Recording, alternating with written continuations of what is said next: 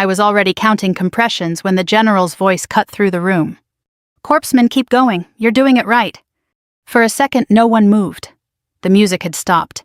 Glasses hovered mid-air. My father stood 10 feet away, a crystal tumbler in his hand, staring at me like he'd never seen me before. I didn't look at him. I didn't look at anyone. I kept my hands locked, shoulders over my wrists, pushing down hard and steady. 1, 2, 3. The woman beneath me, late 60s, maybe had gone pale. Her pearls were twisted against her neck. Someone had tried to loosen her collar but hadn't known what to do next. Most people don't. "Call 911 if you haven't already," I said, not breaking rhythm.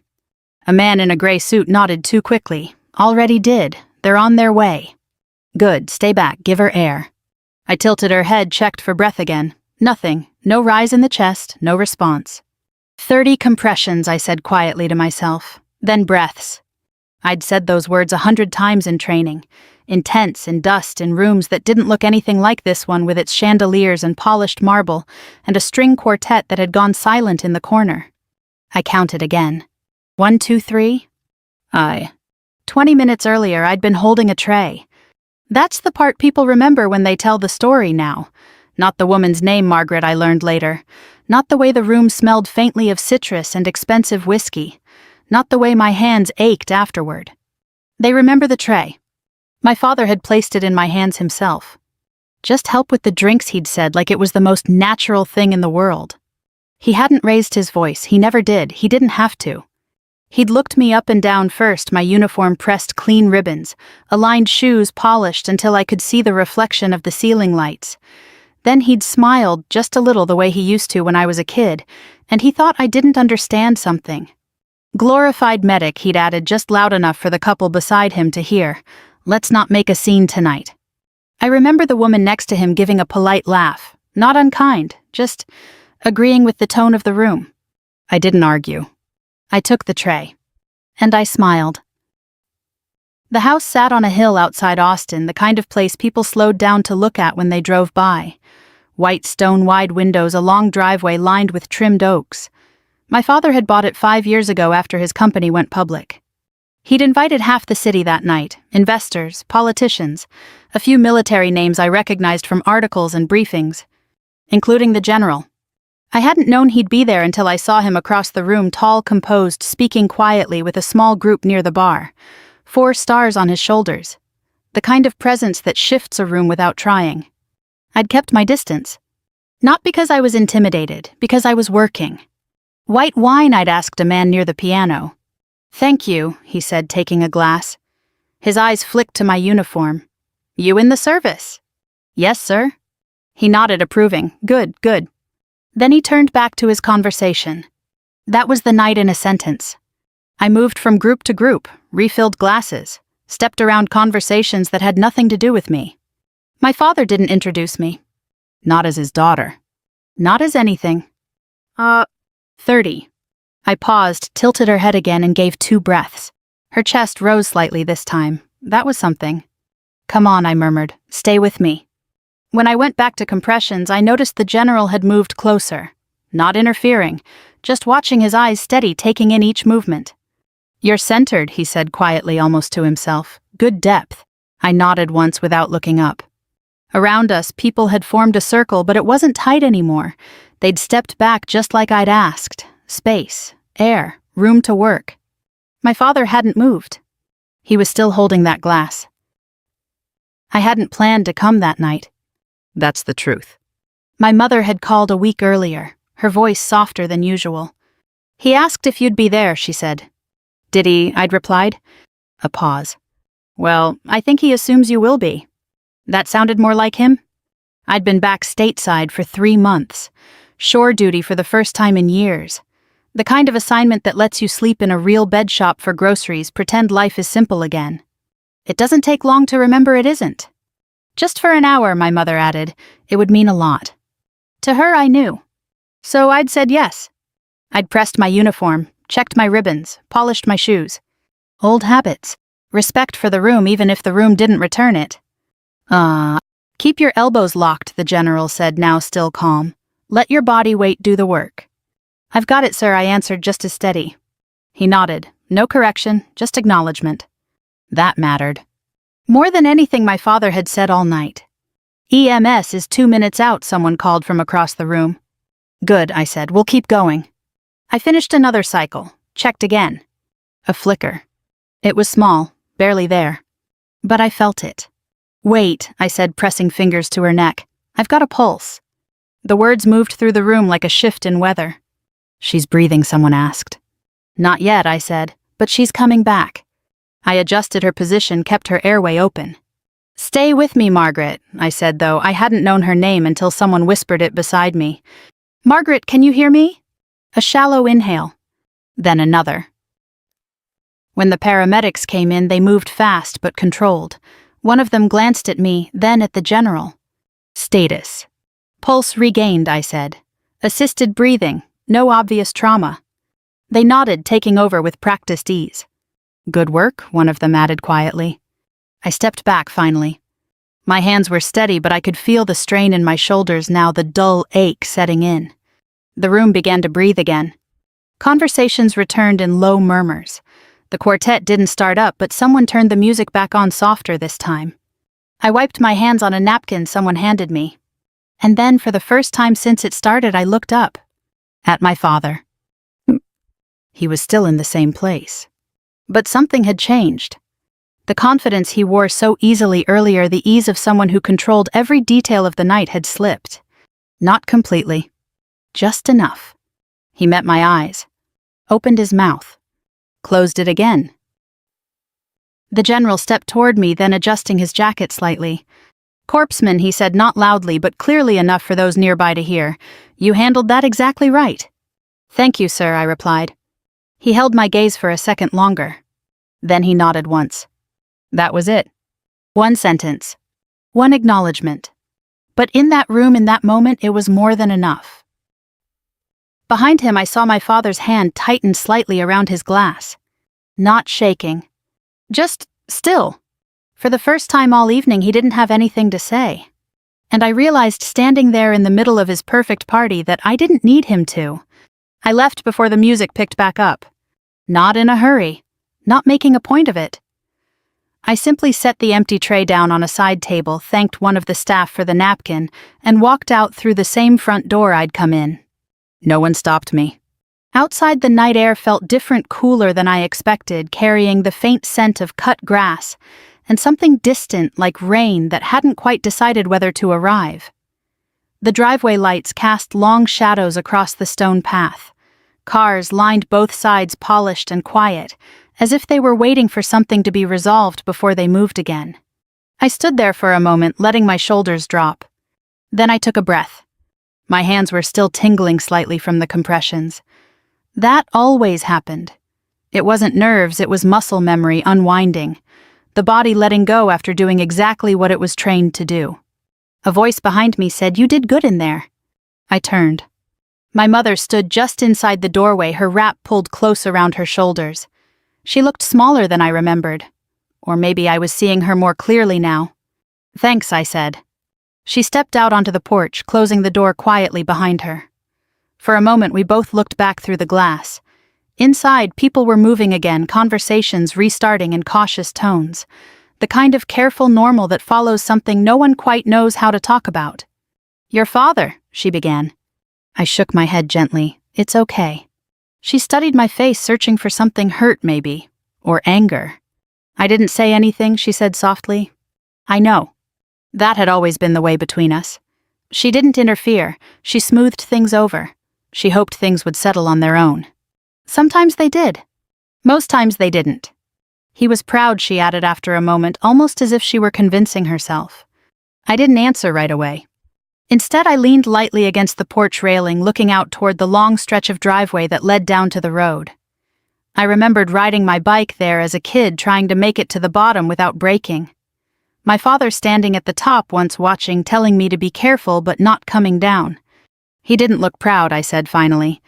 My mother's fingers tightened slightly on the edge of her wrap. "He doesn't always know how to show it," she said. I let that sit between us. It wasn't new information. It wasn't wrong either. But it wasn't enough. "I should get going," I said. She nodded, though it took her a second. "Will you call me?" "Yeah," I said, "I will." I meant it. I always did. The drive back into the city was quiet. I kept the windows down for the first few miles, letting the air move through the car. It helped clear my head. The road curved, gently, streetlights spaced far enough apart to leave pockets of darkness in between. I'd driven that route more times than I could count over the years. First as a passenger, then as a teenager eager to leave. Later only when I had to. Tonight felt different. Not lighter, just settled. I stopped at a red light near the edge of town and caught my reflection in the rearview mirror. The uniform still sat exactly as it should. No wrinkles, no signs of what had just happened. That was part of the job. You do the work. Then you move on. People assume decisions like mine happen all at once. That one day you wake up and say, I'm going to join the military, and everything falls into place from there. It's not like that. At least it wasn't for me. I remember the first time I told my father I was thinking about it. We were sitting at the kitchen table in the old house before the company went public before the move. He had a stack of papers in front of him, numbers and projections, things that mattered to him in a way I didn't fully understand back then. I'm considering enlisting, I said. He didn't look up right away.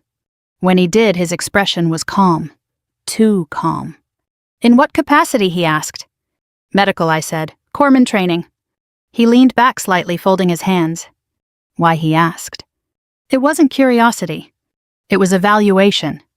I want to do something that matters, I said. He held my gaze for a moment, then gave a small nod as if acknowledging a point in a discussion. There are many ways to matter, he said. Some of them don't involve putting yourself in unnecessary danger. I've thought about it, I said. I'm sure you have. That was his way of saying he didn't agree without raising his voice. What about school, he added. Business, law. You're capable of more than that. That in his language covered anything he didn't consider strategic. It's not less, I said quietly. It's just different. He didn't respond. Instead, he picked up his pen again and returned to his papers. Conversation over. I went anyway. Training wasn't what I expected. It was harder. Not just physically, though, that part was real enough, but in the way it stripped things down. You learn quickly what matters and what doesn't. There isn't much room for anything in between. The first time I had to perform CPR in training, my hands shook. Not from fear. From the weight of it. An instructor stood over me, watching every movement. Lock your elbows, he said. Use your body weight. You don't hesitate, not ever. I nodded, adjusting my position. Again, he said.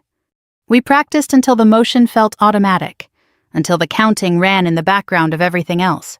1, 2, 3. It became part of me. My phone buzzed on the passenger seat, pulling me back to the present. A message. From an unknown number. I glanced at it at the next stoplight. This is General Harris. I wanted to commend your actions this evening. Outstanding work. I read it twice. Then a third time. Not because I didn't understand it. Because I did. And because it was simple. Direct. No extra words. I typed back. Thank you, sir. I was just doing my job. I hesitated for a second, then hit send. A moment later, 3 dots appeared. That's exactly the point.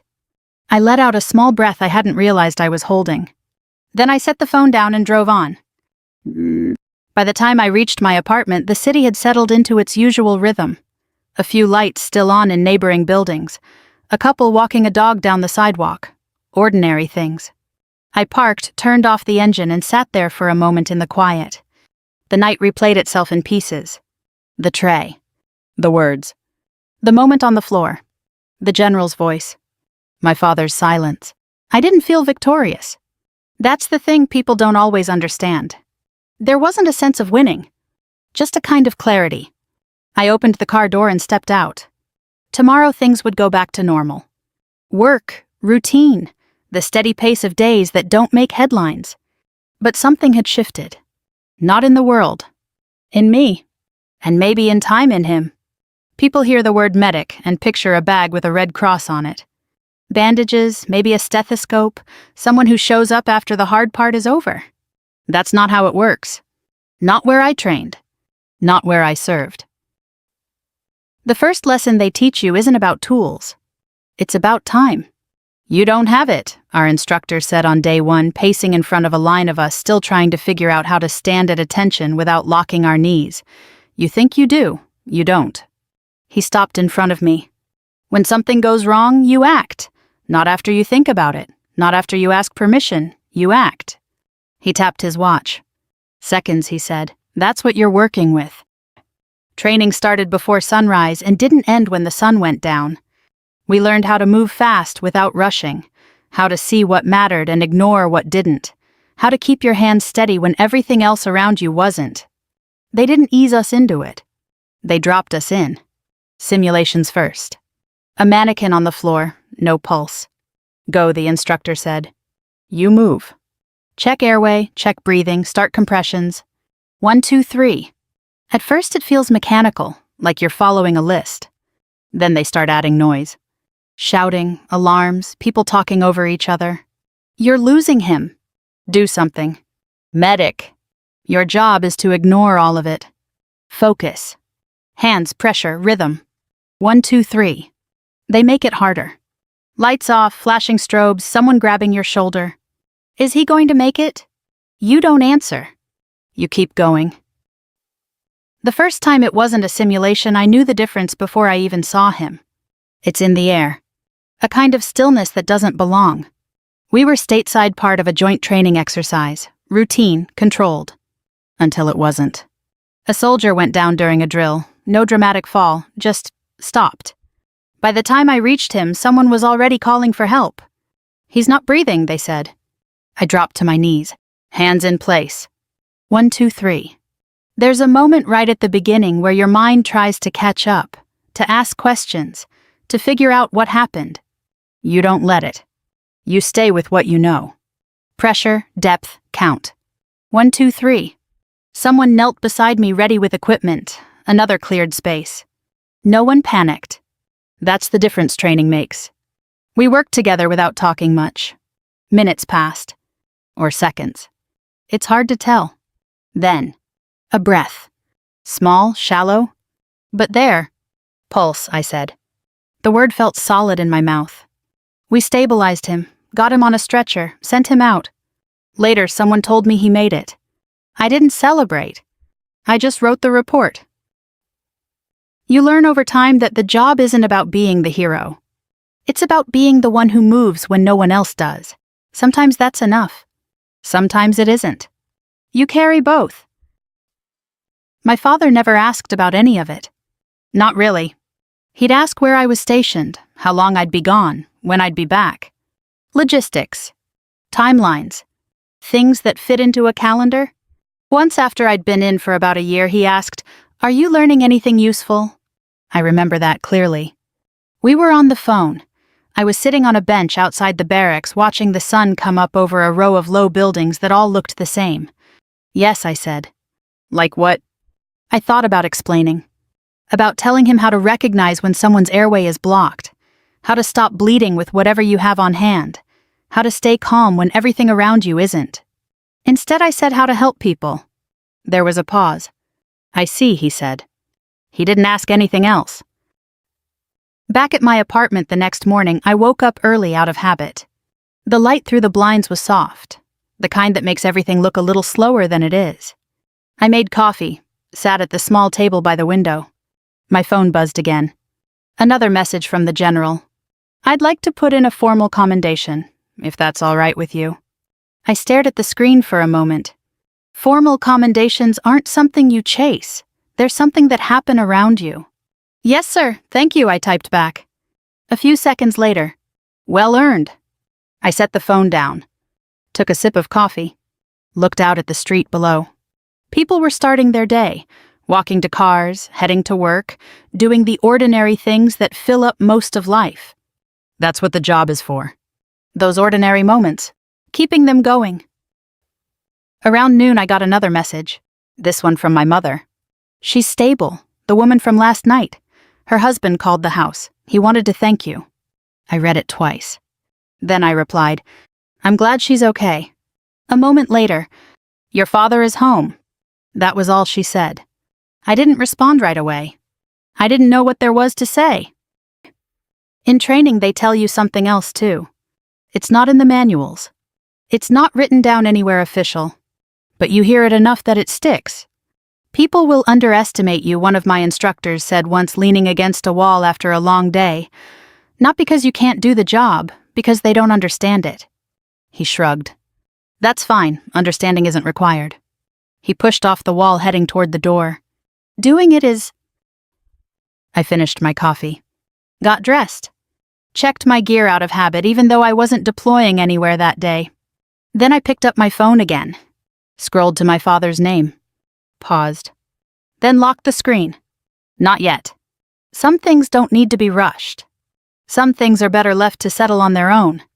By mid-afternoon, the apartment felt too quiet.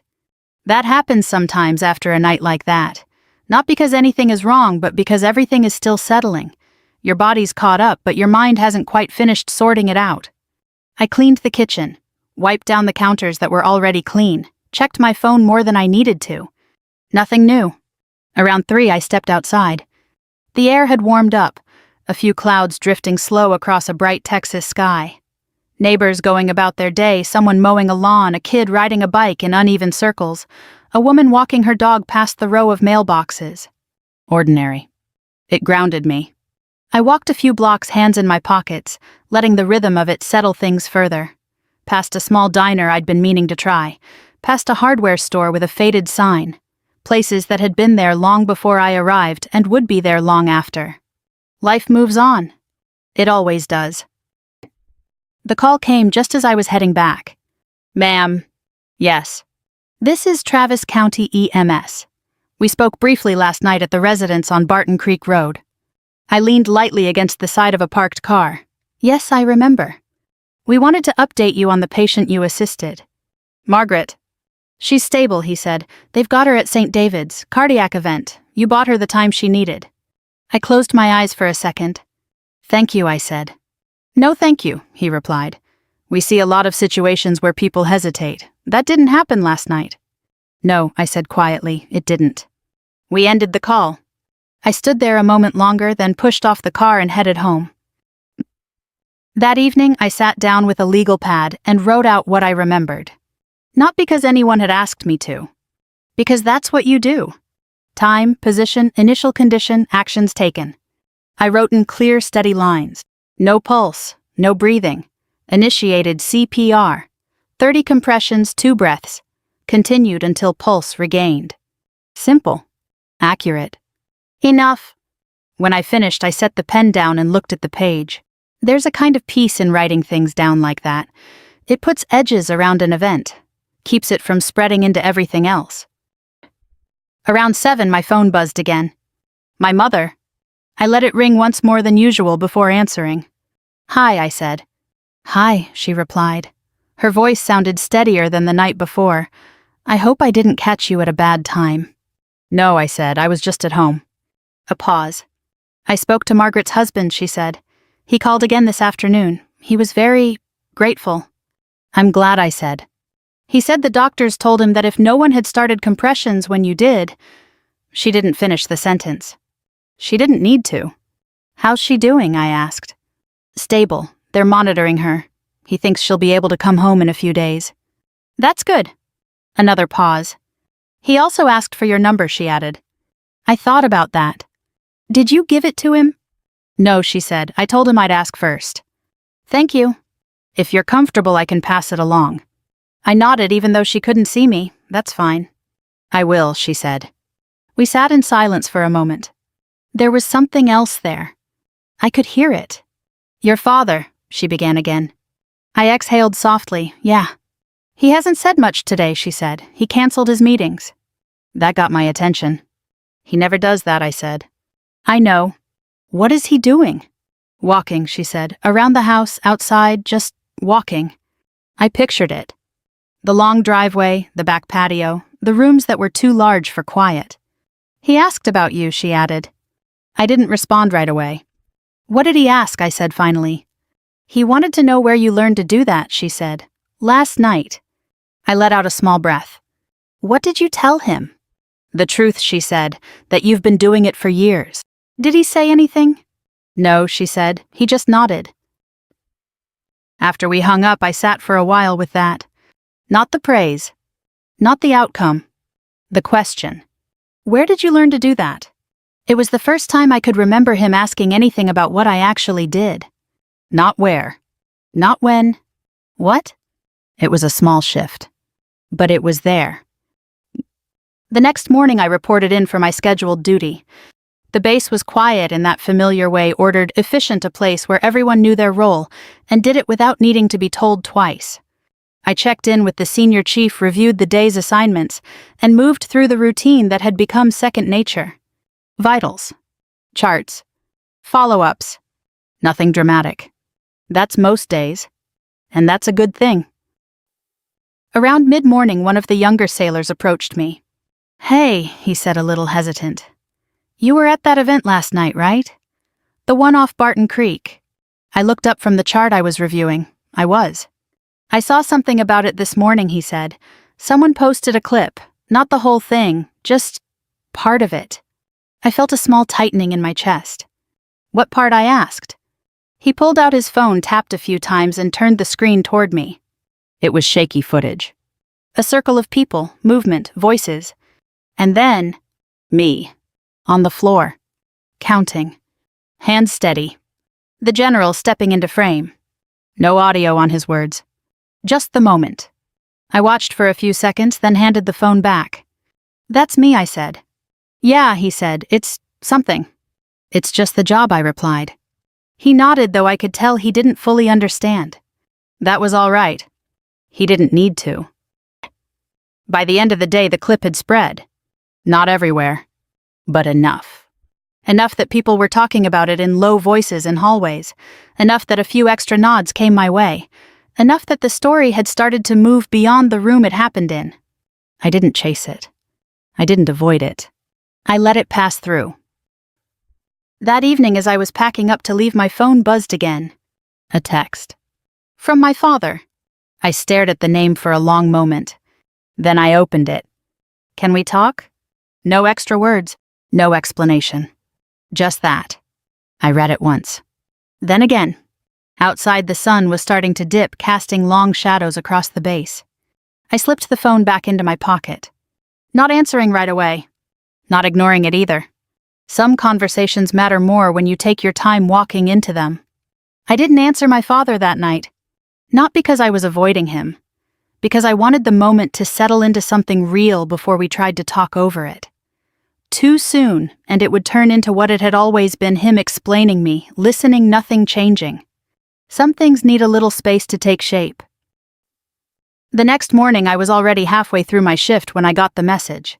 "Please report to command at 1100, dress uniform." No explanation. There rarely is. I checked the time, enough to finish what I was doing, clean up and change. Dress uniform always meant something formal, not routine, not day-to-day. I didn't ask questions.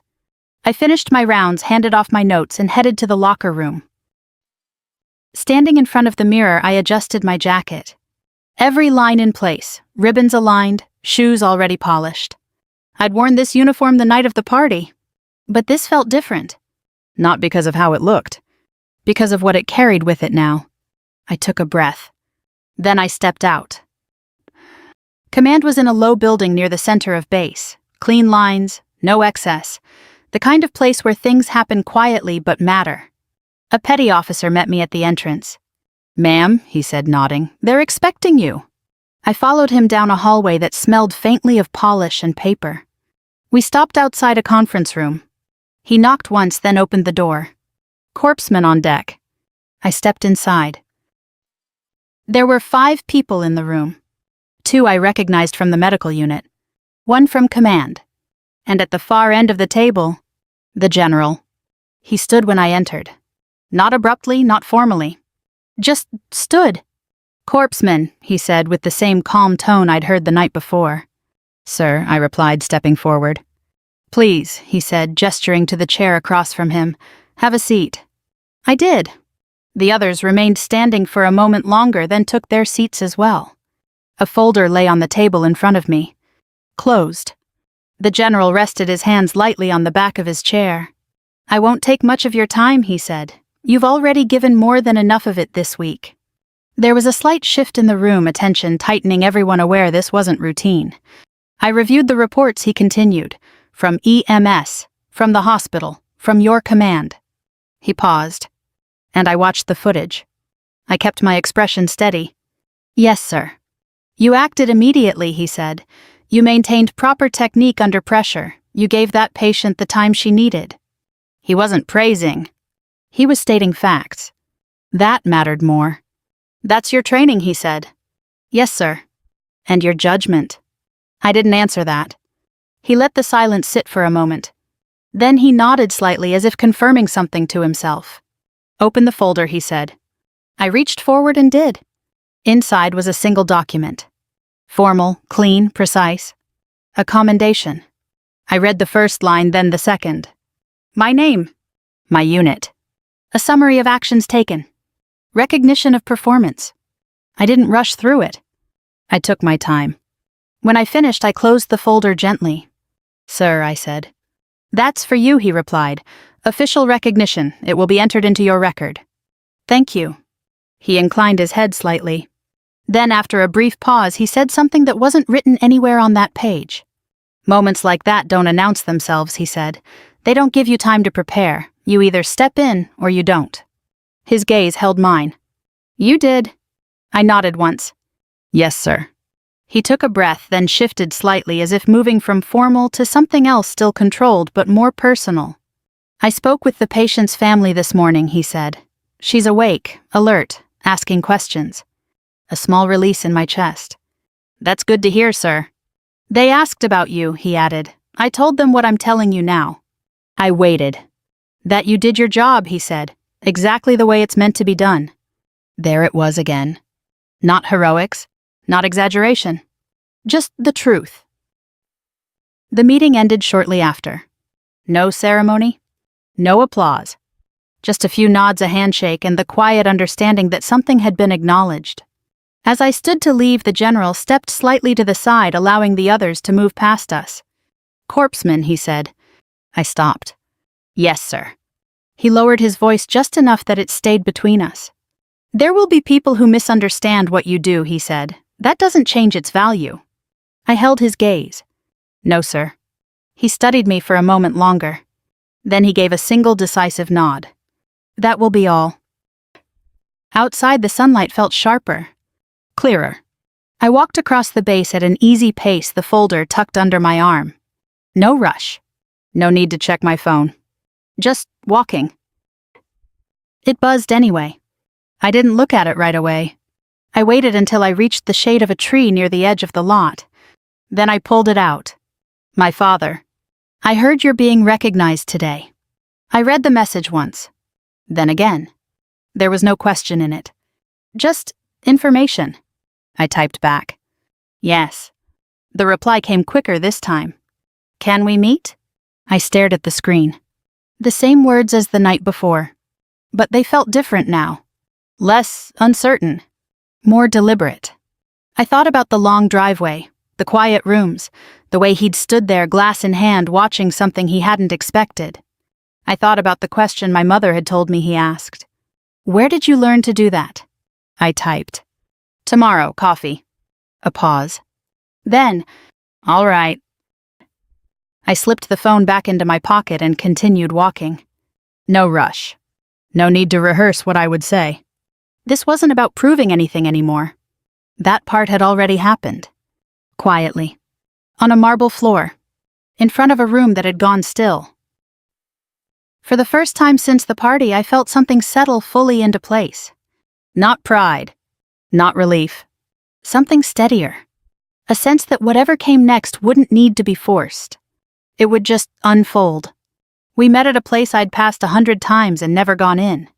A small coffee shop off a side street, the kind with a chalkboard menu and a bell that rang softly when you opened the door. Nothing polished, no valet, no long driveway. Neutral ground. I arrived early. Not to prepare, just to sit. I ordered black coffee, took a table near the window and watched the street. A couple walking past. A delivery truck idling at the curb. A man reading a newspaper 2 tables over, turning each page with care. Ordinary. It steadied me. My father walked in 10 minutes later. He paused just inside the door, adjusting slightly as his eyes moved across the room. He wasn't used to places like this. It showed not in discomfort exactly, but in the way he measured the space. Then he saw me. He nodded once. I stood. We didn't hug. We didn't shake hands. He sat across from me, placing his phone face down on the table. No glass, no audience, no room to control. "Thank you for coming," he said. His voice was even. Measured. "I said I would," I replied. A server approached. "What can I get you?" she asked. "Coffee," he said, "black." She nodded and stepped away. Silence settled between us. Not heavy. Just present. "I spoke to the general," he said. I raised an eyebrow slightly. "You did?" "He called," my father replied, "this morning." I hadn't expected that. "What did he say?" I asked. "He said you handled yourself well," my father said, "that you were prepared." I almost smiled. That sounds like him. My father nodded. Another pause. "I also spoke to the patient's husband," he added, "Margaret's husband." I leaned back slightly. "He was very grateful," my father continued. "He said—" He hesitated, searching for the exact words. "He said you gave him more time with his wife." I let that sit. It mattered. More than anything that had been said at the party. "I'm glad she's okay," I said. "So am I," he replied. The server returned with his coffee. He thanked her. Waited until she left. Then he looked at me. Not past me. Not through me. At me. "I was wrong," he said. No build-up. No explanation. Just that. I didn't respond right away, because I wanted to hear what came after. He took a breath. "I didn't understand what you do," he said. "I thought I did. I didn't." I nodded once. "That's fair," I said. "It's not," he replied quietly. "Not entirely." Another pause. "I reduced it," he continued, "simplified it, put it in terms I was comfortable with." "Business terms," I said. "Yes." He wrapped his hands around the coffee cup, not drinking it yet. "I've spent my life measuring value in outcomes, I can see," he said. "Numbers, growth, control." He glanced out the window briefly, then back. "What you do doesn't fit that." "No," I said, "it doesn't." He exhaled slowly. "When I saw you on that floor," he said, "I realized something." I waited. "I didn't know what to do," he said. There it was. Not about me. About him. "The room didn't know what to do," I said. "That's true," he replied, "but I'm used to being the one who does." I nodded. "I know." He held my gaze. "And I wasn't," he said. "No defensiveness. No excuse. Just fact." "That happens," I said. He gave a small, almost humorless smile. "I don't like it," he admitted. "I didn't expect you to." We sat with that for a moment. Then he said something I hadn't heard from him in a long time. "Where did you learn to do that?" Not as a challenge. Not as a test. As a question. I answered it. "Training," I said. "Repetition. Situations where you don't get to hesitate." He listened. Didn't interrupt. "First, you learn the steps," I continued. "Then you learn to trust them. Then you learn to trust yourself." He nodded slowly. "And the fear?" he asked. "It's there," I said. "You just don't let it drive." He considered that. Then nodded again. "I called you a glorified medic," he said after a moment. He didn't soften the words. He didn't pretend they hadn't been said. "Yes," I replied. "That was dismissive," he said. "Yes," I said again. Another pause. "I won't do that again," he said. It wasn't dramatic. It wasn't an apology wrapped in emotion. It was a decision. I accepted it the same way. "Okay," I said. We finished our coffee. Not in a rush. Not dragging it out. At one point he asked about my schedule, not to control it, just to understand. I told him. He nodded. We spoke about my mother, about the house, about small things that had been absent for a long time. Nothing forced. Nothing rehearsed. When we stood to leave, he hesitated for a fraction of a second. Then he did something simple. He placed a hand lightly on my shoulder. Not firm. Not performative. Just there. "I'm glad you came," he said. "So am I," replied. He nodded. Then he walked out into the street, blending into the movement of people who had no idea who he was. For once, that didn't seem to bother him. I watched him go. Then I turned in the opposite direction and started walking. No rush. No wait. Just the steady rhythm of steps on pavement. That night my phone buzzed once more. A message from my mother. How did it go? I typed back. It was different. A moment later, different is good. I smiled slightly. Set the phone down. And let the quiet settle in. A week passed. Not the kind that stands out. No headlines, no interruptions. Just a series of ordinary days, work routine, the steady rhythm that carries most of life without asking for attention. That's where things change usually. Not in the moment everyone talks about. After. Margaret came home on a Thursday. I didn't go to see her right away. That wasn't my place. What I'd done belonged to that night, to that floor, to those few minutes that mattered. But her husband called again. His voice was steadier this time, tired but lighter. She's asking about you, he said. She doesn't remember much, just that someone was there. That's enough, I replied. He paused. You gave us more time, he said again. I didn't correct him. I didn't expand on it. You're welcome, I said. We left it there. Oh. The commendation was processed quietly. No ceremony. No speech. Just a document added to my record, a line that would sit among others, each one marking a moment that had already passed. That's how most of it works. You do the job. It gets noted. You move on. My father called on Sunday. Not a text. A call. I answered on the second ring. Hi, I said. Hi, he replied. There was a small shift in his voice, less edge, less distance. I spoke to Margaret's husband again, he said. They're doing well. That's good, I said. It is. A pause. I wanted to tell you that, he added. And to ask if you'd be willing to come by next weekend. I leaned back slightly in my chair. Is there something going on, I asked. No, he said, nothing formal. Another pause. Just dinner. Simple. No audience. No performance. I considered it. All right, I said, I can do that. Good, he replied. We didn't fill the silence with extra words. We didn't need to. I'll see you then, he said. See you then. Dinner was quiet. Not empty. Just measured. My mother had set the table the way she always did, careful, intentional, a small vase in the center, plates aligned. We sat. We ate. We talked about small things first. The weather. A neighbor who had moved. A repair that needed to be done on the back fence. Ordinary. It gave the space time to settle. Halfway through the meal, my father set his fork down. I've been thinking, he said. I looked up. So have I replied. A faint smile crossed his face. I imagine you have, he said.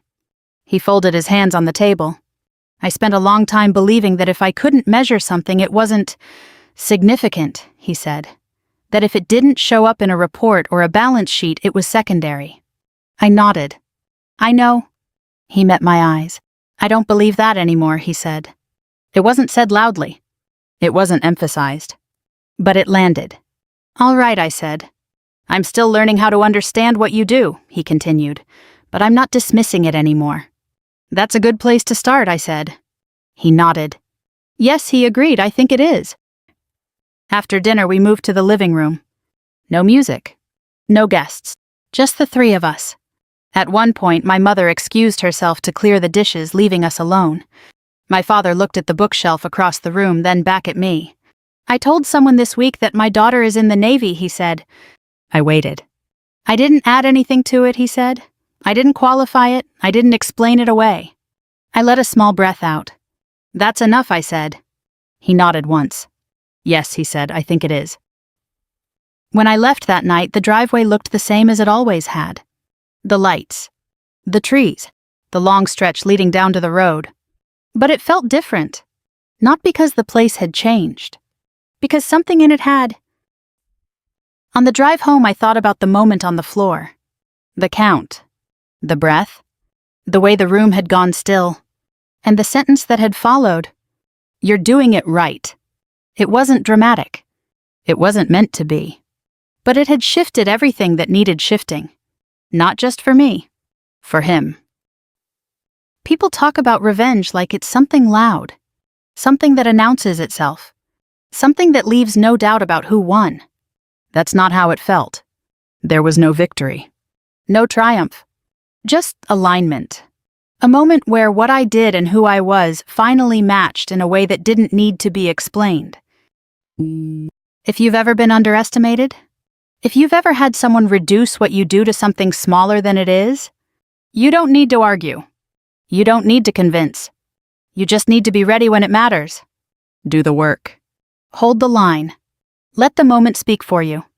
And when it does, let it be enough.